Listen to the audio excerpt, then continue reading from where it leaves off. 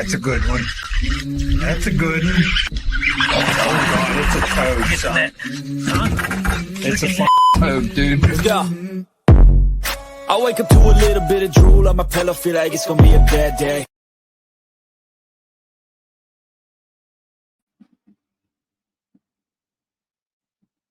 What's going on, OneCast fan? Welcome back to Fishing Friday Live Train. I don't have a hat on, and I just realized I feel really naked now that I looked at myself sitting up there and I don't have a hat on. Do you want me to go get yours in your truck? No, I'm okay. I'll gut through. But yeah, welcome to Fishing Friday Live. What is going on? With the OneCast. This week sponsored by Mr. Clean. Mr. Clean. What's up, David Fuchs? Make sure you head over to OneCastFishing.com. Use the code TheOneCast, all one word, to check out. Save yourself some money on snagless jigs, long neck hooks, weedless Neds. When you're done there, check out our friends over at CarolinaWatersNC.com. Code TheOneCast, all one word. Save 20% off. Get you some of that UPF gear because it is hot, it is sunny, it is summertime all over the country. When you're done there, you got to get your Hobie eyewear. If you didn't get in on it yesterday, I feel sorry for you. We posted on all the socials. It was National Sunglasses Day, so it was 50%. Buy one, get one 50% off. And then our code also worked, so you got 20% or 15% off your first pair, and then that 50% off. So basically, you got one pair for 75% off. Yeah, Ben's rocking those. Those are the casual. They float in saltwater too. They float in the ocean. Yeah, I had to test it out. Where did you test those out at? Puerto Rico. Ooh. Had a little mini vacation when it went down Sunday. Got back last night. So any of y'all visit the website. That's why that little shutdown banner was up there. But yeah.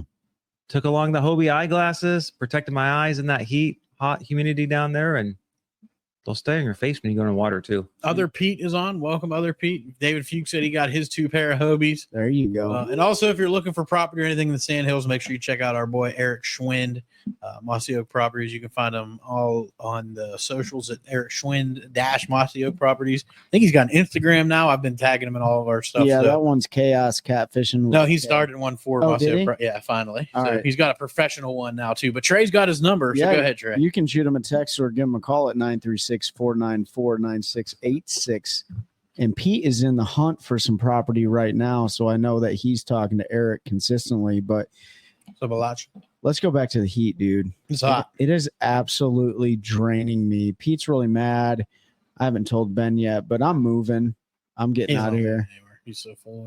It's too hot. I might have to go up to Jersey where David's at and run the mud flats or something like that, because this is just brutal, dude. See, it is.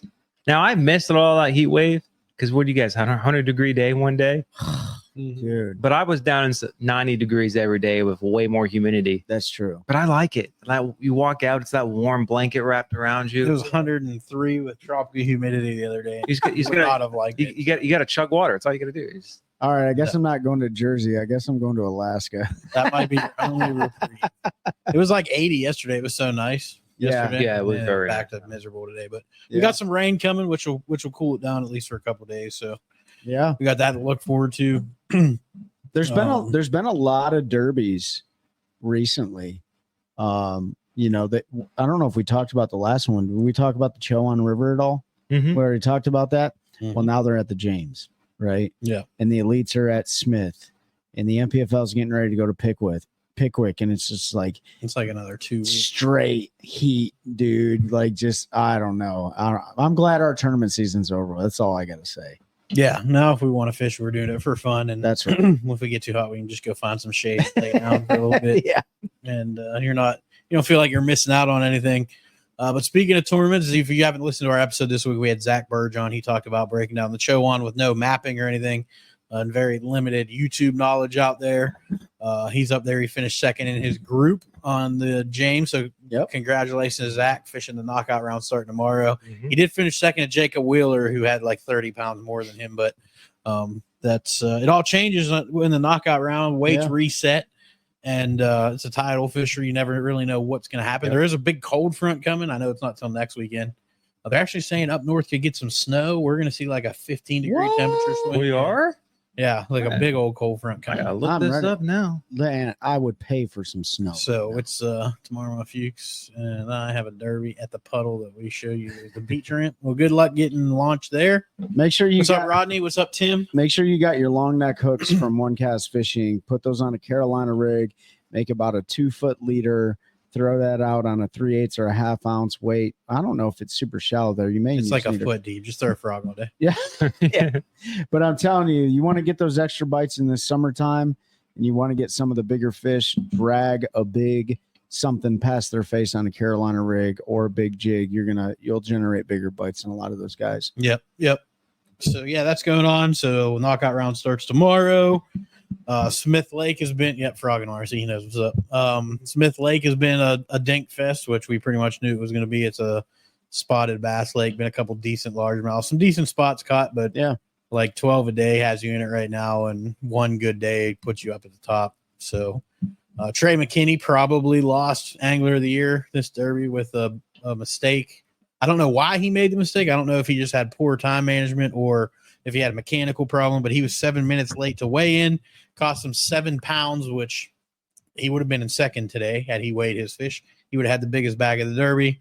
And now I think he finished in like 62nd because of that. That's so right. Yep. That one hurts for sure. So that's opened it wide up. Justin Hamner's right behind him. He's going to fish tomorrow. He's also in the top 10 right now. So if he fishes Sunday as well, there's a good chance he bumps Trey from that lead. Yeah, they're going into the worst area for Trey, which is smallmouth. He really struggled in the opens on smallmouth. He's admitted he doesn't have a lot of experience on smallmouth fisheries, so it was a bad fumble for him. Mm-hmm. ROI, it'll be pretty hard for him to lose that. He's got a pretty big lead in that one. Yeah. So I just pulled up. So I think because of his penalty, he finished like 66th today, 64th today, Trey. And of course, Justin's just a few points behind, and his lowest finish so far this year is 55th. Okay. Yeah. So I mean, it'll be a close throughout. But Pete's right. Trey's weakness has always been up north, so we'll see what happens. Of course, Cody's right there too, and he's pretty good on smallmouth. So. I would really like to see either Cody Huff or Steve Kennedy. I hope Steve Kennedy wins. I just love that guy. Pull off a victory. Steve's won. No before. sponsors, does what he wants to do. Yeah. Like Cody's never won an Elite Series event, right? Cody'd be a good one too. Yeah, he'd be a good. He's been runner up once or twice. I think. He's always up there. I know he does really well in the smallmouth fisheries too. He's having a good year. I think he's sitting third in AOI. Yeah. So John Garrett's still in the top 10. JT Tompkins. Yep. The rookies are crawfish rolling with something. God, did you burp again? I'm sorry. What did you eat? Yeah, that garlic. Tacos. Yeah, I thought so. Ate some tacos. Crawfish roll in the summer, big worms. They certainly do. A big deep diving crankbait, a flutter spoon, big baits, big bites in the summer. That's right. I went out for so let's talk a little bit about how they're catching them on Smith. 75 in Massachusetts, very comfortable. All right, Tim, rub it in our faces. I think it's 97 right now. 97, yeah. Add about 5 more to that, I feel like. So yeah, so with the elites on Smith, like it's a dink fest. Pretty much everyone's catching them, but they are catching them in a variety of different ways. It's not just out there pinging them with a jig head minnow. I mean, there are some people doing that. I know Jacob Porosnik, he's like one of the hometown favorites on that lake, but he's been out there doing that. But it's actually pretty cool to watch Jordan Lee on day one. He was working them shallow with a prop bait. I've never seen that prop bait he was throwing before. I don't know if it's a secret, but it was pretty cool on how he was working. It's not going to be a secret anymore. No, it's not. So you got a variety of different things. A lot of guys are fishing deep though, right? Super deep. Yep. You know, did you say Porosnik was a hometown favorite? Yeah, I think he's won. He's on from Virginia, though. That's he's not a hometown favorite, but he's a favorite for the lake. Oh, I got you. Okay. I think he's won on there. Smith. Yeah, that's what I'm looking. Go ahead, keep talking. I was just checking. When they're fishing that deep, and I don't know and I'd like to know you guys' thoughts. Like, what are you guys' thoughts? Do you think the jig head minnow loses effectiveness when you're 40, 50, 30, 40, 50, 60 foot deep? No. And the reason why I say that is because as you cast out and the angle of that line, it's more difficult to keep it horizontal going through that particular strike zone. With the new jig heads and stuff, it's not. I mean, They've created jig heads specifically for that, and they're spotted bass, so they'll come up 40 feet to eat something if you get it above. That doesn't change the angle of the line, But, and I mean, the physics of how you are reeling and that retrieve coming through. It does if the line ties change, and they've designed heads specifically for those deep water to keep it vertical. So I know that the Cush, is it the Tush and the Cush? Yeah. Both of them are designed to keep the bait horizontal. Now, what these guys are doing, and not that I have all the experience in the world, but I do this a lot, is they'll change they change the weight of their jig head and the diameter of their line. Weight, absolutely. Yeah, you put a 1 ounce weight down there, because that's right, counteracts. But like, that's not your typical jig head minnows. So like, are they throwing 1 ounce jig head minnows out there? I don't know how heavy. No, I forget I was watching today was throwing an 1/8 ounce. Yeah, small one. But it's what cool. they're doing like is they're working that rod tip up though. They keep you, if you notice them, they'll keep that rod tip high, and then a lot of times those fish will follow it back to the boat, and then they'll kill it. And then so it'll, depending on what soft plastic is on the bag, most of them are just fall straight down. There's a couple jig heads that you can get a little bit more action that way. I know was it Echo Baits?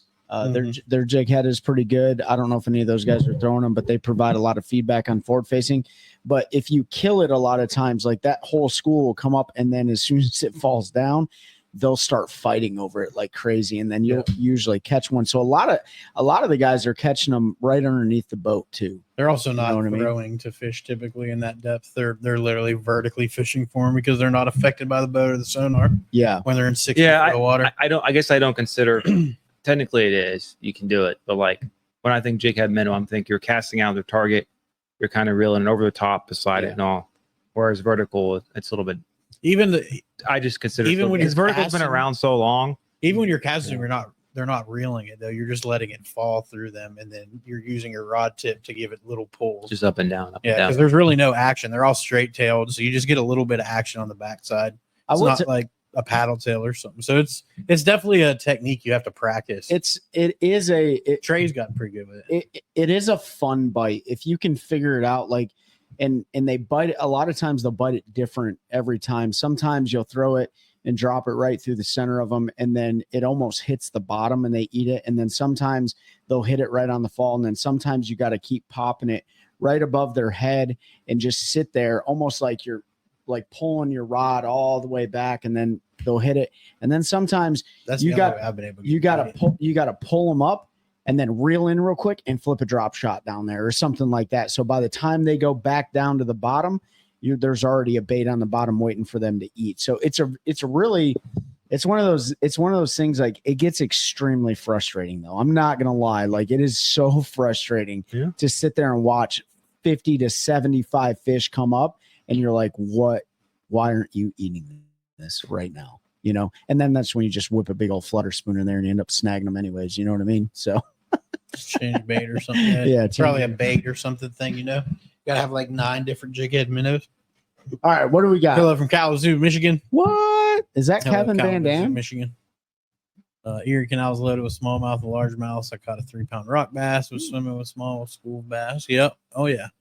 You guys have gators where you fish? Not where if you go over to the river where I fish a lot, there's some gators around, but it's literally called. Yeah, like if you go to the alligator river, there's a bunch of alligators. Todd, one of our guys in my club, caught like a 3-pounder out from underneath an alligator last weekend, and he's like, I just wanted to catch one from under the alligator, so I threw a wacky rig over there and caught like a 3-pounder. Every once in a while, about 30 miles south in Fayetteville, one will come up every 10 years right around Fayetteville. They come up to Cape Fear, but typically, I think that's probably some army guy dumping them. So let's think about the tournaments that just concluded and the tournaments going on, and I'll tell you about the breath of fresh air that we had last weekend. So you had Wheeler that just concluded. That was a slugfest. We've already talked about Cliff Prince. Come on, Pete, you'll be all right. Dragging a big old worm, right? John Cox was the only one actually looking like he was having fun in that tournament, and then you have Smith going on right now with a lot of minnows. And then you have the James going on right now, which is really cool. Those guys are catching them, like Nick LeBron's catching them on whopper ploppers. So you got a deep gar hole of a spotted bass lake. It's not a gar hole. And there really hasn't been that much minnowing going on. No. It's been Steve Kennedy's catching them on a glide bait. A bunch of guys are catching them on top water all day in shade lines. Yep. So I think there's only been a couple guys that have actually fished minnow. Yeah. But we had a breath of fresh air last weekend. So you went overseas, and I guess it was like miniature overseas. Underseas. And we went down to the river, and man, we had an absolute blast. Pete's dad came down. We were fishing 3 out of the boat, and it was a slugfest. We caught a lot of fish, but I think for me, the largemouth, hands down, we were targeting largemouth. But dude, we got into it looked like somebody was flying like a B-52 and dropping shape charges into the water. These striper were going absolutely crazy, and they were crushing a spook, dude. They were crushing. Did you keep any? They were crushing. No, you can't. It's highly illegal.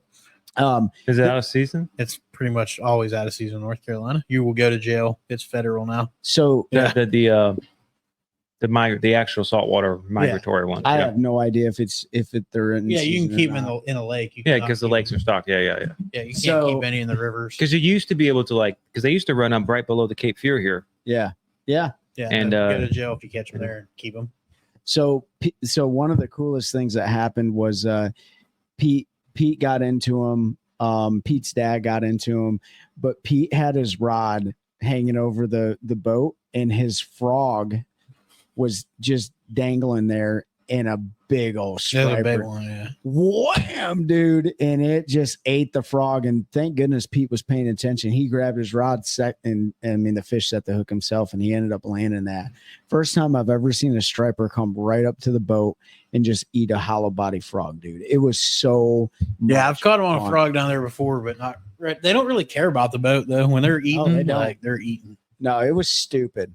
And then the second day, we forgot the net at the hotel. Yeah, Trey forgot my net at the hotel. He said my net. We forgot the net. So you can imagine we got into the stripers that day, and I think we caught 9 stripers. We got a bunch. And 3, each of us in 6 minutes. In 6 minutes, 3 casts per person, 3 fish per person, 3, 6, 9 striper. I mean, literally back, but we didn't have a net. So everyone's down there trying to get their fish unhooked with pliers. Oh man, it was an absolute blast. So you guys that are listening and watching, I know people want to keep it a secret, but dude, if you get some time, go down to that river system, the Chowan, and just go striper fishing. It's so much fun, dude. So much fun. Just take a spook and just go down there and have a great time. Yeah, you just gotta find an area, wait for them to school, watch the wind. I mean, when they came up that second day, we were pretty far from them. I motored over to them. I thought they were done, and then they started feeding again. And I think you caught one right away. The old man caught one right away, and then I literally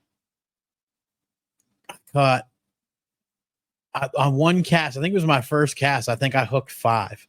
Yeah. So I hooked the first one that ate it. I was fighting it. It came undone. It got to the top. I twitched it once. Another one ate it. I hooked it. It came off. I twitched it 2 times. Another one ate it. I hooked it. It came off. And then one ate it while I was under the water floating up. I hooked it. And then I finally landed that one. Yeah. So I hooked 4 or 5 in one cast.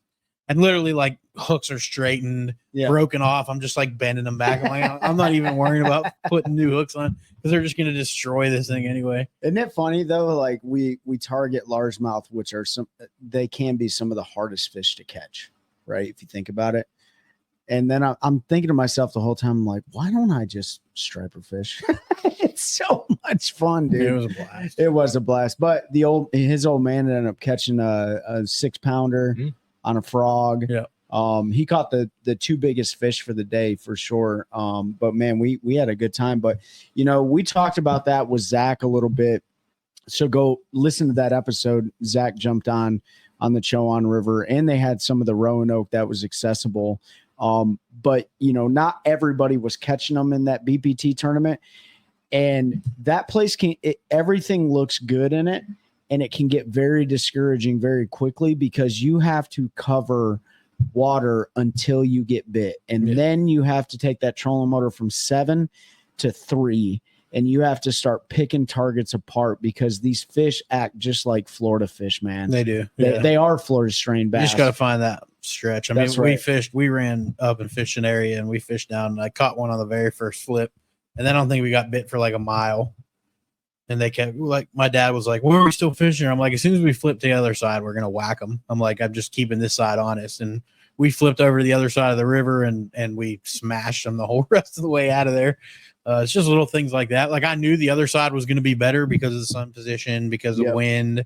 You know, it was the bank that had sunshine all day. Like, everything made sense for that to be the better bank. But you got to keep them both honest, because sometimes the one you don't think is going to be good is where the bigger fish are. Yeah. But yeah, I mean, I don't know. I bet we caught 100 fish every day, something like that. Not a lot of big ones, but fun. It was just a blast. Well, we just started catching them on everything. Like everything. Flip, your plastic would be gone. You just grab a different color. It didn't matter. Like they were just, if you got it in there, they would eat it. So it made it super fun. I think the only one we didn't catch one on was a buzzbait.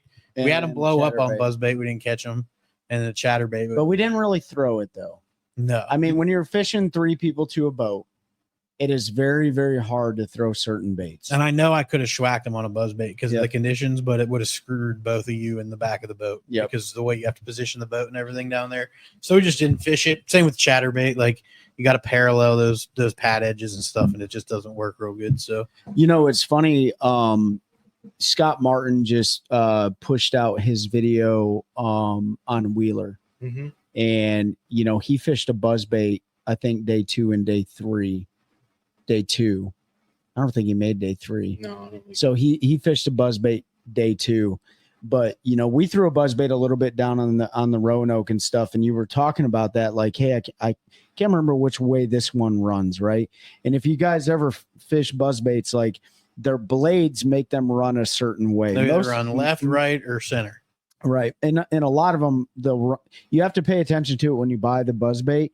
But that's one of the things that he broke down in his video, which we talked about it when we were there, is like, if my buzzbait runs left during my retrieve, I need to position my boat to where I'm throwing towards the left bank, right? If you're going the other way and throwing in the banks on your right-hand side, you're going to be pulling that buzzbait away from the bank. Now, there may be times where that's applicable, but just think about that when you're targeting trees, targeting the bank line, targeting grass lines, whatever. And it was really just ironic to see him break that down the same exact way we broke it down on the Roanoke. You know what I mean? Yeah. So that left buzzbait, you want to keep whatever you're throwing to your left side. And then if it's a right, keep it to the right. So even docks and everything, like, you're fishing docks, you always want to try to stay on the left side of the dock with a buzzbait. Which makes it tough, like I said, because for me to fish that effectively, I would have had to put you two in the bank basically, and I got to angle the boat. I would have left. Yeah, it would have been a complete and total waste of everybody's time. Yeah, we made some long runs, really long runs, just for the heck of it. Oh yeah, fish some new water. Like, it was a good time. We caught lots of fish. Would have won my club derby the second day.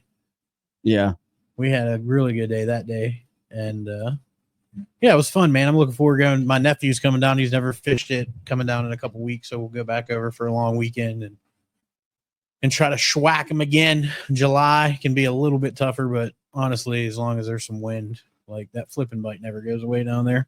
Ben, when did you say that who was it, you that said, like, the water starts evening out at some point in the summer, and then the fish can move back into the shallows? Or maybe I said that. I don't know. Oh, that was like with the thermocline. Yeah, like, not that the thermocline is going away, but like the water in the main lake section is about the same temperature as it is in the creeks and stuff. A lot of times what you'll see as the summer goes along and that thermocline will rise. So we talked about it. I don't know, it was an episode not long ago, but we talked about, like, a Jordan Lake. Yep. In late July and August, like, you'll start catching more and more fish shallower. Yep. And that's because that thermocline comes up. Yep. And so there's those fish get pushed shallower, and so then naturally there's just less. That decreases the places they can go, so then they can push up again in the bank. I'm ready for that. Yeah. I'm ready for that. I'm tired of the dog days of summer already. Just go to the river and always fish the bank. Let's see what we got. Kayak angler, I saw that. Not fishing on gators. You'll be all right, Pete. I promise you. They got gators in South Carolina. Dave Fuchs says Pete Chandler is the luckiest person ever. Straber's hitting a dangling frog and catches 2 on a crankbait. Yeah, I mean, Yeah, lucky. I've caught him on a frog down there before fishing it, but never just throwing it over the side. So I threw the frog at him because they came up schooling and it was in my hand. So I'm like, I'm just going to pitch this to them. And they didn't eat it. So I set it down and I turned to grab my spook. And in my mind, I was like, watch one come up and grab that while I'm getting my spook. And I no sooner turned and reached to grab that, I heard right next to the boat. And I was like, and he was literally, I mean, he had to hit his head on the trolling motor when he ate it. Yes. Was the frog on the water? Yeah. It was so it was just sitting there. And they are the most non-resilient fish in the world. They're the softest fish ever. Like you hook them and you just look at them and you're like, you're going to die. Yeah. Like, and you're trying to do hardy. No, they're not hardy at all. I've never had it happen to me, but I've seen videos where people have their baits hanging over their side. They're not touching the water. Yeah. And they come straight out. They come up and get it. Yeah. I'm like, man, every tournament angler should be doing that because that's breaking no rules right there. As long as it's not touching the water. As long as it's not in the water. Yeah, could you imagine that? Illegal. Now, do you have to pull your other one in before you can even grab that rod? Probably so, but reach down and just hit the bail release and yeah, I would just step on the rod butt. You know what I mean? Pull it in. Yeah. I don't know if I can recreate that. Sound I made when he ate the frog. Well, you have to listen because we're probably going to use this for our episode next week because we were lazy this week because it was so hot we didn't record one. That's true. So this you guys didn't do one Wednesday? No, we were like that was when it was 103, and we messaged. We were like, I think we'll just use Friday. So speaking of our next episodes or guests and stuff, we got we can get somebody on to talk about some true tidal fisheries like the Potomac and stuff. Michael Catt was the winner at the Potomac for the Toyota Series, and he wants to come on the show. So if you guys are interested in that kind of thing and you want to know about true tidal fisheries, not wind-driven tides, like we talked about with Zach, I think it'd be a really interesting episode. We can get him on and kind of break that down. I have zero experience. I don't think I've actually fished a true tidal. Just the wind tidal. Yeah, down there, like the alligator and scuppernog and stuff gets true tide. I didn't know what I was doing, but yeah. I mean, I caught fish. So. That's such a dynamic. I mean, when you figure it out, like you really catch them. I mean, you're seeing that right now on the James. Like obviously, you were talking about it earlier. Like Jacob Wheeler, he's not really fishing true tidal water. Well, he is, but the tide isn't. But the tide is the way he's catching. The tide doesn't really affect the fish, which is crazy. But then when you look at the Potomac, right? Like when they fished it a few weeks ago, like when that tide was high. Some guys knew exactly what to do, and then some guys had no idea what to do. And then when that tide was getting sucked out, everyone thought that the fish were going to go really, really deep, and some of the fish were staying exactly where they were in high tide, but everyone didn't realize it, right? So it just pulls them off. Yeah, there was a lot of like dynamic stuff that some of the guys were telling me about it, and I was like, you know what? Let's see if we can get somebody on the show to break that down. I saw an interesting video. I probably can't find it now, but it was from down there today. And the guy made the knockout round, but he was way back in a creek and the tide fell. And he had to go under a dock. I'm sorry, the tide was coming up. So he had to go under a dock to get in there. And he spent more time than he planned on. So the water was coming up. So he literally had to take his windshield off, both of his graphs off his console, the cowling off of his motor. He had to have his cameraman, his his official, and him all lean on the right side of the boat to get it to lean low enough where they could get through. Who was this? It was somebody in MLF today. What about the power poles? He just put them down to where they were just low enough that he could get through. Yeah, but how was it not low enough to hit the bottom? I don't know. Well, because the water was rising. That sounds like you're okay. That almost sounds like Keith O'Shea. It wasn't. It was somebody in a big glass boat, dude. Really?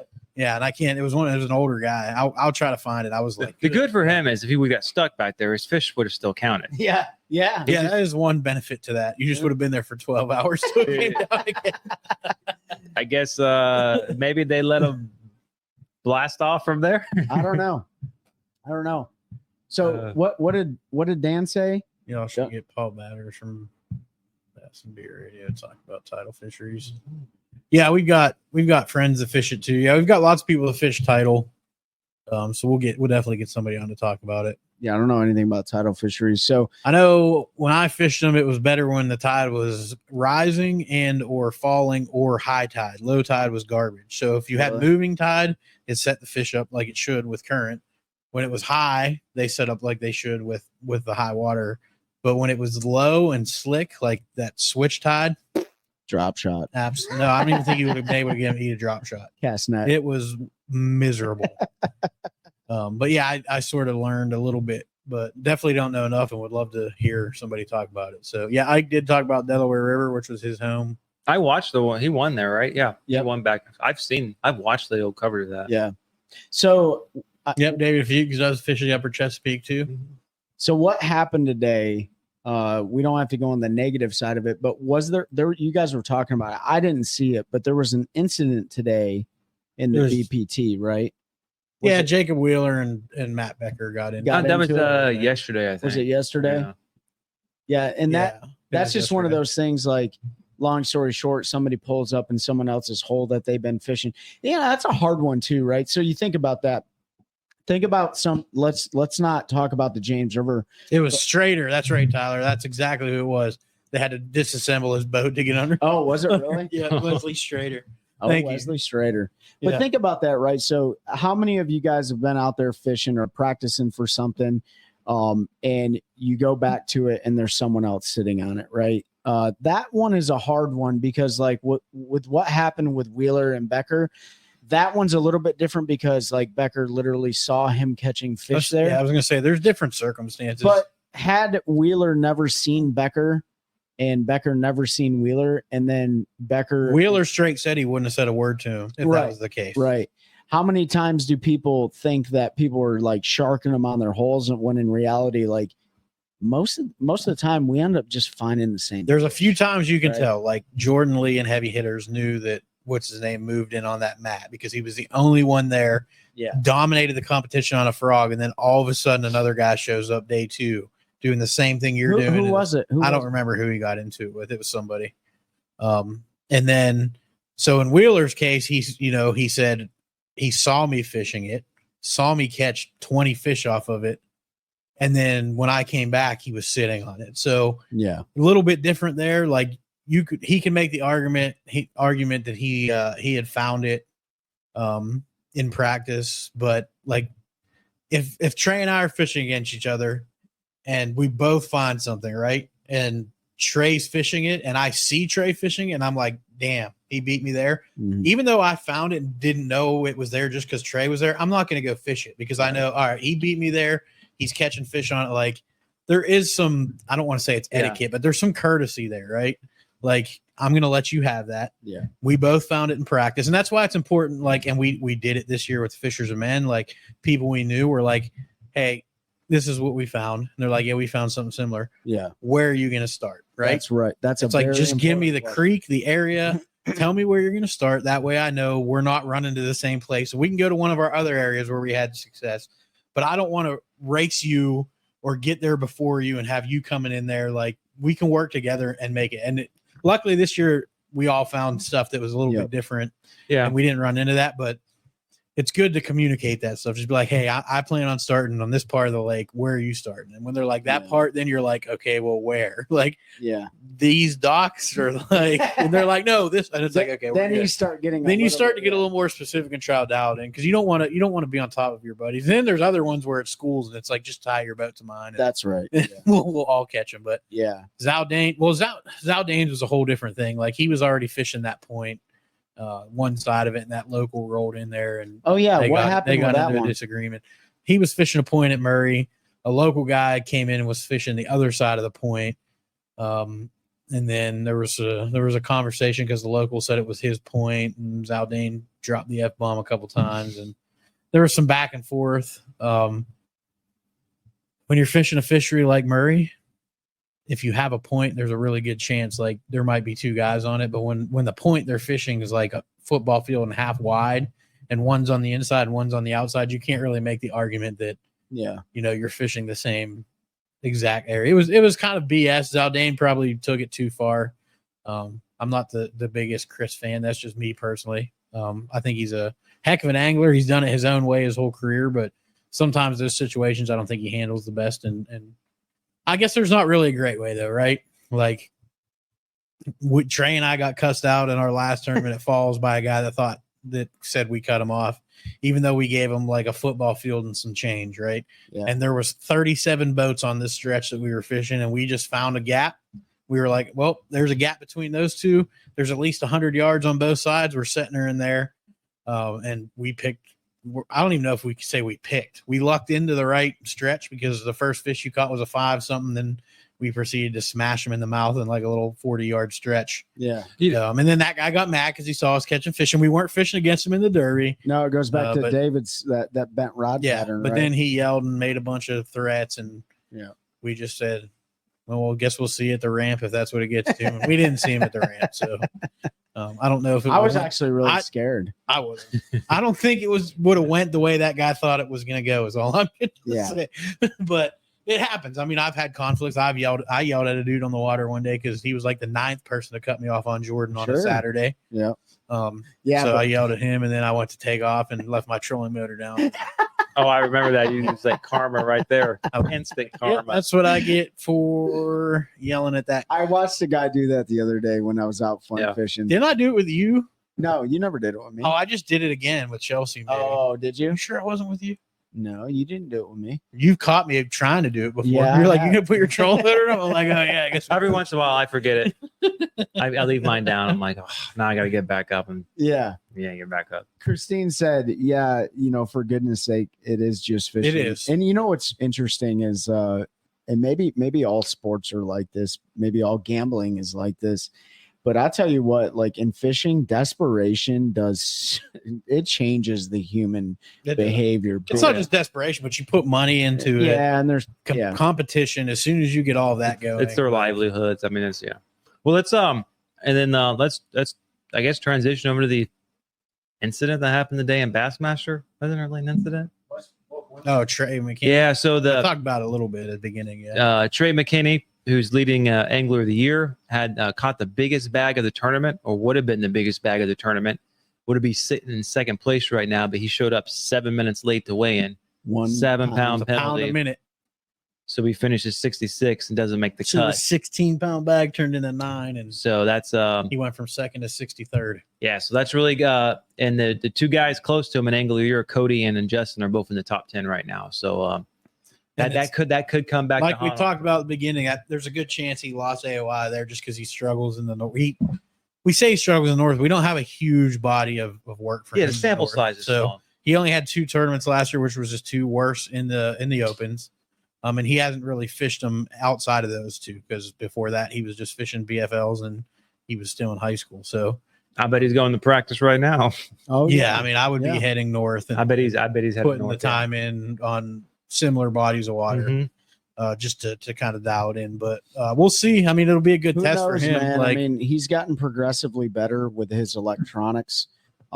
He's had 7 tournaments up to the Northern Swing? I mean, just put.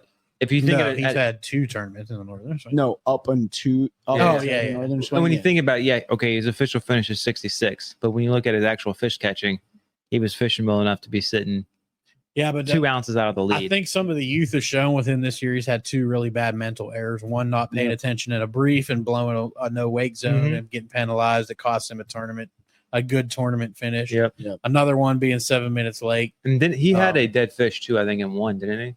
I don't know. They don't announce that typically. So there's always some dead fish, even at the elite level. They don't usually talk about it, and you don't know it's a penalty because Mercer doesn't say. They just automatically put it on the scale before they put the fish on there. So they'll start a 1/4 pound light or whatever it is, and then that weight's their official weight. So they don't really talk about it unless the angler brings it up, like, I had a dead fish that cost me.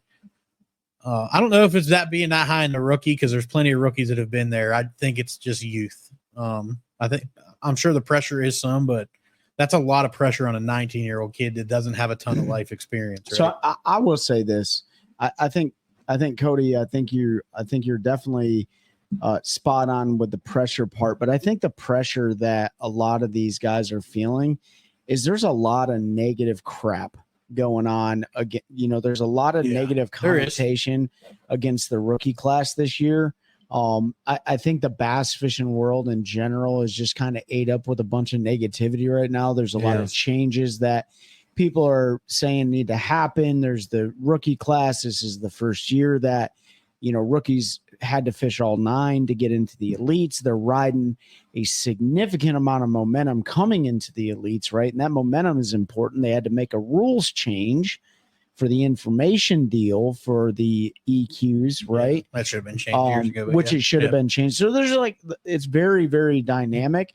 But Cody, I think there is a lot of pressure on those rookies, not only from the performance side of it, but both on the mental and emotional side of, am I being accepted by my peers? What am I going to get respect? The internet is about as ugly as it can be against these guys and gals that are fishing. It's just it's a lot of moving pieces, man. But I think the pressure getting to him is age. Most of these other guys have done it a long time. The pressure doesn't get to him like it does a 19-year-old kid who hasn't been there before. Yeah, he's won a bunch of boats and BFLs and stuff like that, but he hasn't he didn't have to grind the elites or the opens for multiple years. He hasn't fished like the Toyotas or any of that, multi-day stuff. So I think the youth and lack of experience is exemplifying that pressure. There's obviously pressure on everybody, but these need to happen. When you don't experience that, and that's what I was saying, like he doesn't have the life experience outside of fishing. Like we've all dealt with stuff outside of fishing that we can bring into fishing when we get in those situations, right? Like we've dealt with pressure at work, we've dealt with pressure at home, like all these different outside sources and things that put pressure on us. We learned how to deal with that. So it is a little different when you're fishing. There's money on the line, there's competition, but you can use that a little bit. When you're a 19-year-old kid that just graduated high school, ran through the opens, qualified for elites on your first try, you haven't fished a whole lot of multi-day tournament things, like you don't really have that scar tissue to build upon that pressure, right? So I think it is that impacting him. So the pressure and age, I don't know. Yeah, I don't know if where he's sitting. I don't know if it's necessarily pressure. Matters. It could just be an experience. Yeah, youth, and like for this one, I don't know the circumstances why he was late. Yeah, I don't either. Did he have engine trouble? Did he just lose track of time? Did he set his watch? Did his watch stop? Or who knows? There could be a million. I'm pretty sure it's not engine trouble. It wasn't mechanical. I don't think so. It would have been said. My guess, he just got lost time, or maybe there's a bunch of boat traffic, or the wind changed, and he couldn't get back as quickly as he thought. Yep. Who knows? I do think it's pressure though, because you see John Cruz make a fish column mistake last year. Pressure. Lee Livesey's done it like 50 times, blamed it on the pressure. Like not 50, but he has done it several times. There's other guys. Nick's done it a couple times. Yeah. So they all feel that pressure, right? Like pressure to perform for your job, for your family, it's the same as us going to work if we're struggling or whatever. Like, I don't know if it's a lack of experience as much, but I'm sure that feeds into it. Like I said, the age, like he doesn't have anything to lean back on and say, well, this has happened before. How do I deal with it? This is what I guess. I guess what I was trying to get across. I don't think it's pressure like getting to him like, it's going to crush him. It's like maybe he's gotten. I don't know. Maybe he's in such a good role and momentum. He forgets to really pay attention to the brief, and or let's not checking his watch as much as he used to, because like I'm in a flow, and things just get away. So that happened to Will this year, right? Will Harkins, like he forgot to strap his PFD, and he was rolling. He was rolling on a herring lake, and he was going from shoal to shoal to point, and he was just like, boom, on camera. Oh crap, forgot to snap my PFD. The good thing was he never even got it.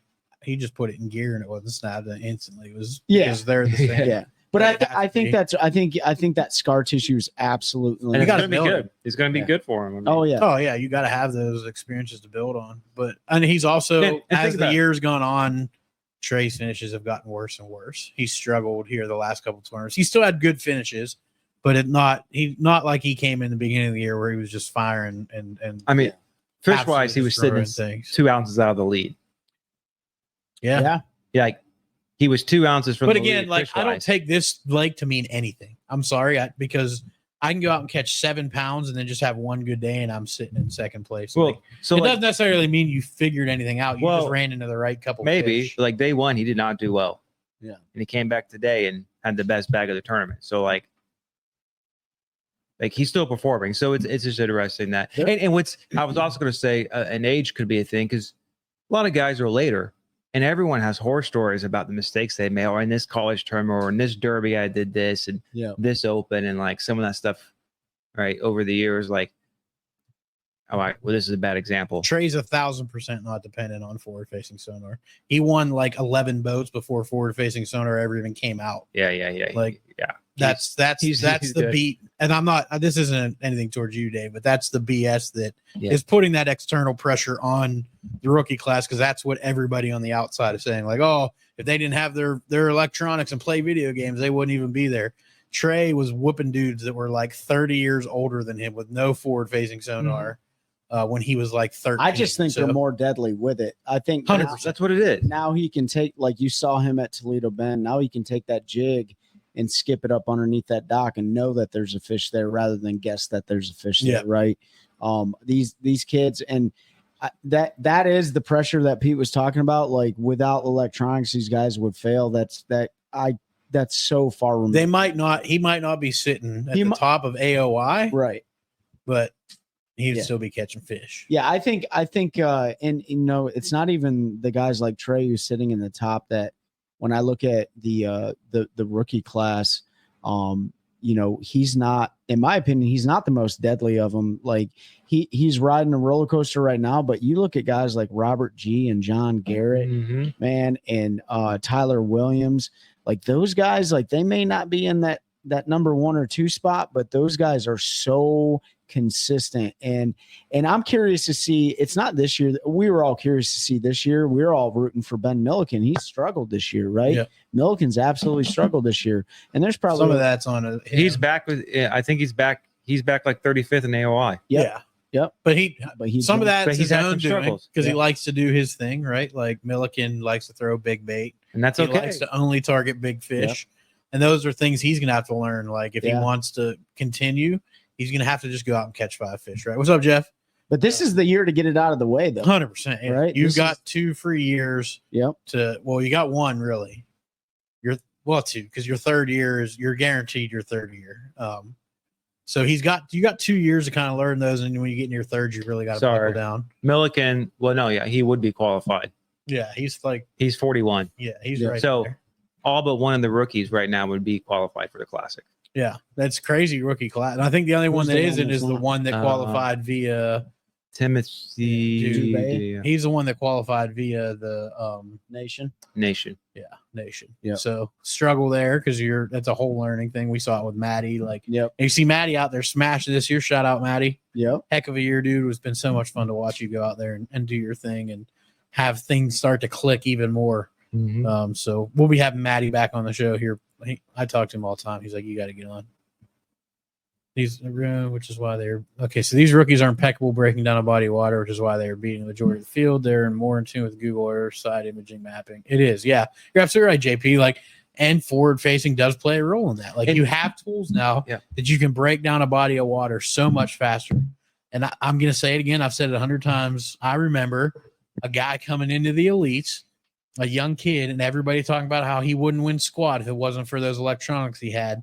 And now everybody says that dude's the GOAT, and that was KVD. Everybody talked so much crap about KVD when he came in and was doing so well. That side imaging. But he figured out how to use that side imaging. He was finding those hard spots offshore in grass, burning spinner baits, jerk bait. Like, he figured out crankbait, stuff that other guys didn't do. Yeah. And he was utilizing the electronics that were available at the time, which was side imaging. And if you listen to the episode of Ike Live when he was on there, he talks about that. Like, I don't know how much success I would have had. He's like, I was able to cut the learning curve because of that. And that's what JP's point, breaking down body water. That's what all these seasoned vets are complaining about, because they're like, well, they haven't put their time in. There's no way they can figure this out. Like, we had to do it for 40 years to figure out these whole, like, no, they just know how to use the electronics. They're more efficient. And the old guys don't have an excuse. Well, how, like Trey specifically, what's he, 20?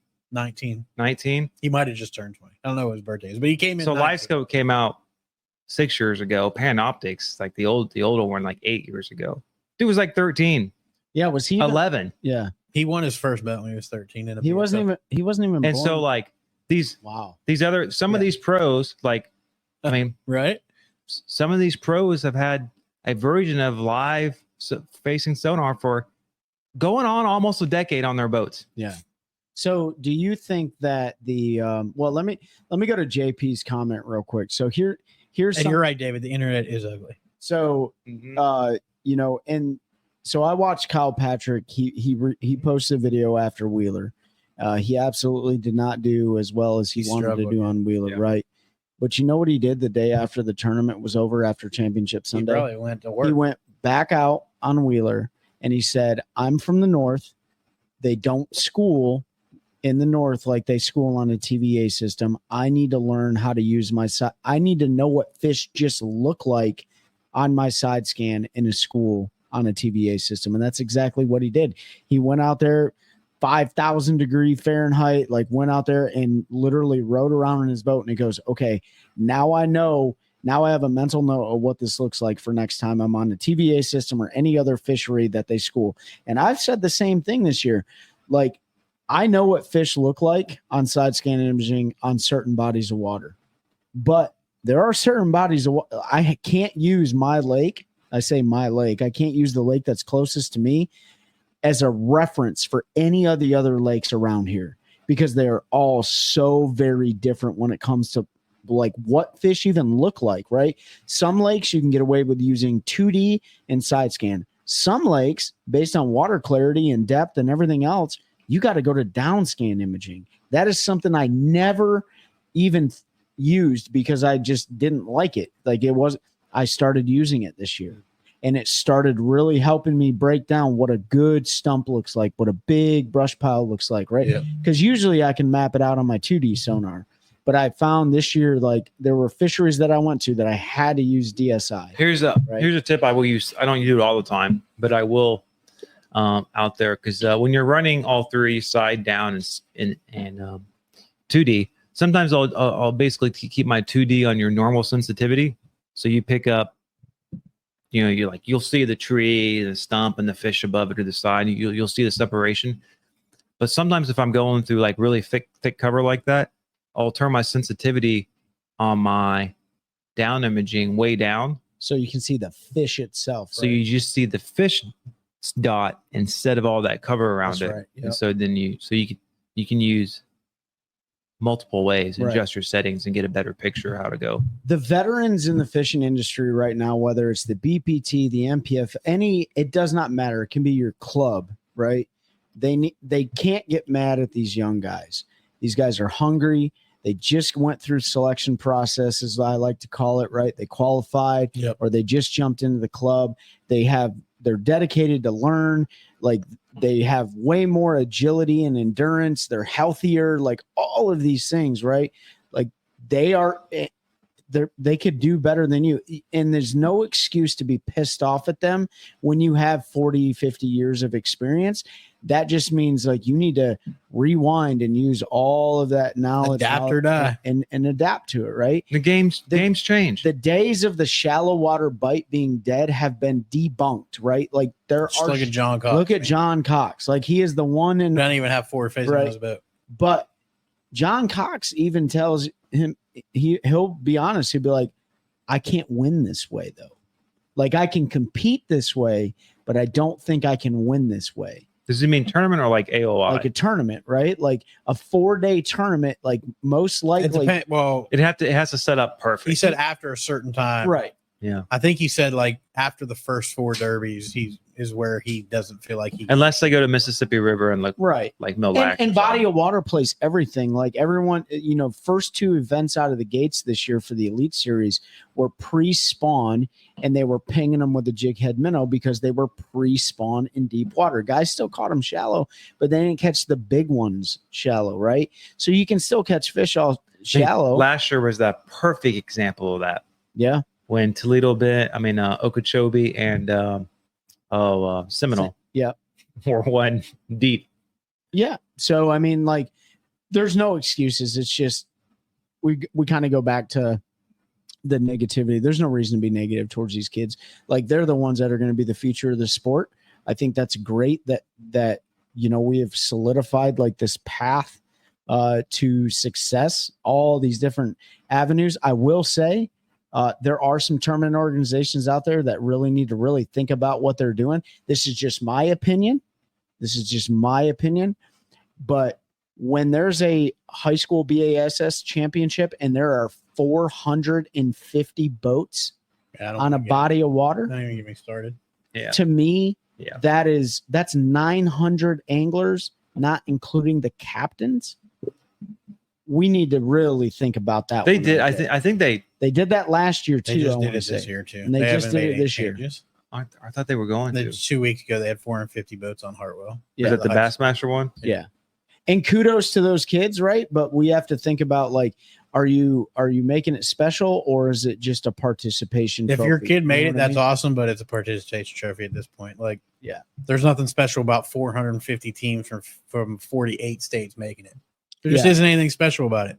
I just look at it from a safety perspective. I mean, the elites are limited to like 104 or whatever they want to limit to. Everyone else is. And I look at it from a competitive perspective.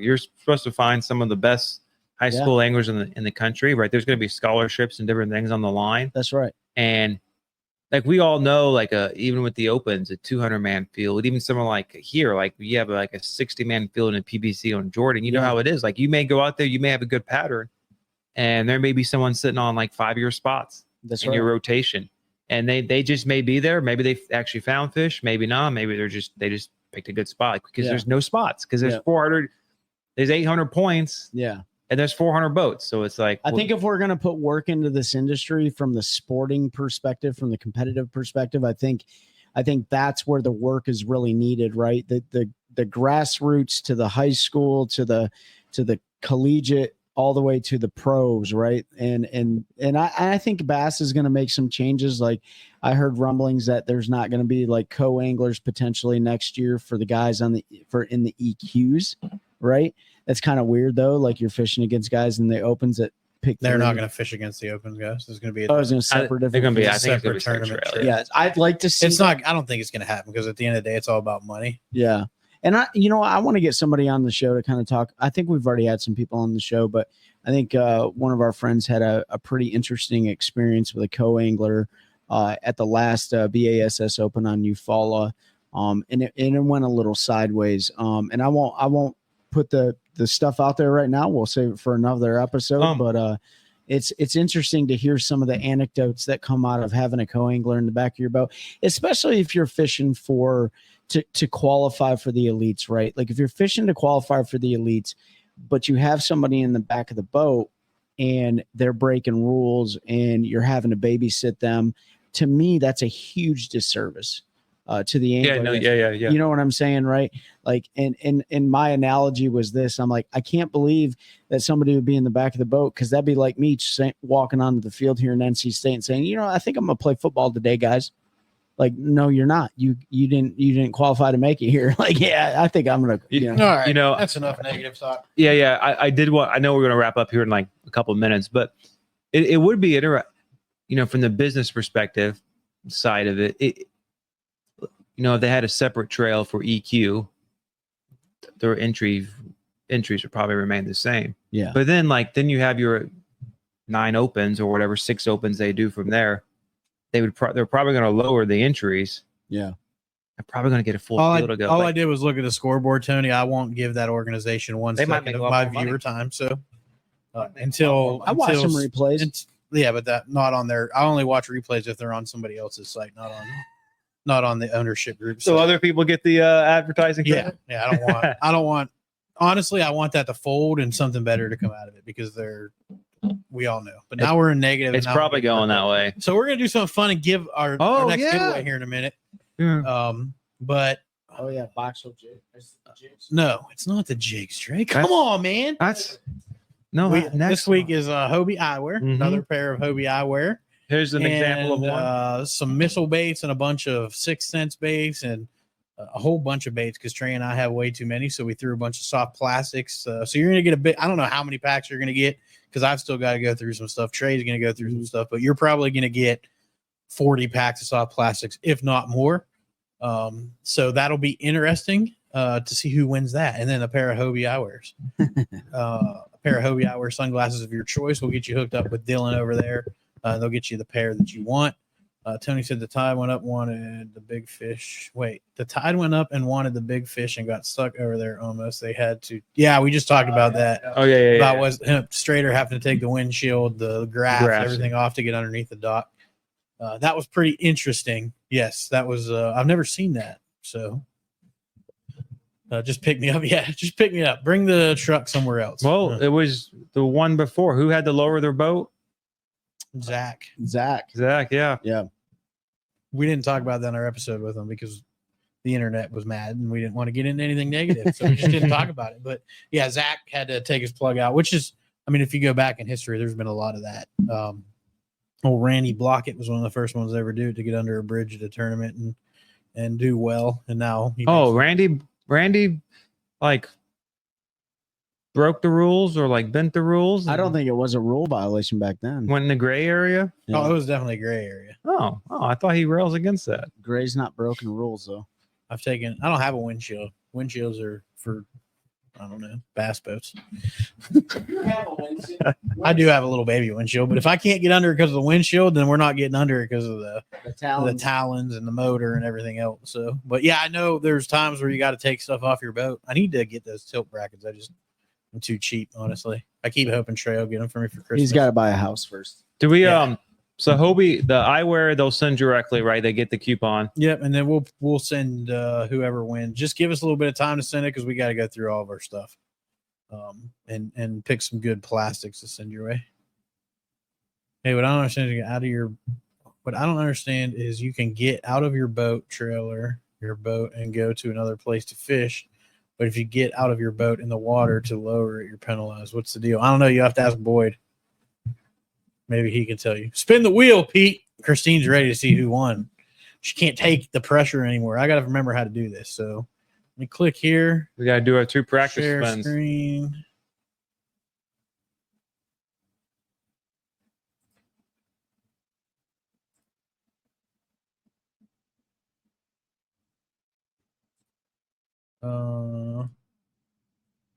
Tab. Why is it doing it? Oh, I have to have it in a separate one. Hold on. Let me drag this to its own. There we go. Now let's see if it'll work. Give me a second. I don't know why this thing's being difficult today. Share screen. Hey, look, there's an extra camera feature that's new. We got to mess with that one of these days too. Why will it not let me share this today? Hold on, folks. We're having technical difficulty. Literally have never had this issue before. Technical difficulties. Anyway, yeah, so I don't know why. I'm just going to do it this way. You guys are going to see all kinds of stuff. There. Can everybody see what somebody pull? Here, let me pull the stream up. Let me pull up the stream here on the Facebook. Actually, I can drag this down here. Oh, yeah, you guys can see it. Okay, we got her figured out. So we were ready to go. So if you haven't been here for the giveaway, here's how it's going to work. We're going to spin it 3 times. The first 2 spins are practice, just to show that it's not rigged. Hopefully, it does sometimes land on the same name, so hopefully it doesn't do that, because then you'll be like, you lied to us. It should land on a different name every time, but, you know, it is still a game of chance, so it could land on the same. We're going to spin it 2 times. Having a plastic sale, am I in there? I mean, if you want to donate some stuff, Tony, shoot me a DM. No, is he in the wheel? Oh, yeah, you're in the wheel. Yeah. I think you should be. If you reviewed, you'll be in there. So what we're going to do is we're going to spin it twice. Those are practice spins. 3rd time is for all the marbles. So to say, I don't like that it's little on this other screen. It's annoying me. So I'm going to bring it back up here. All right. So here we go. Number 1. Practice spin. All right. For the fake prize. So Oh, Travis. Nope, Andrew Bodine. Just close that so you're still on there. Sabine. Practice spin number 2.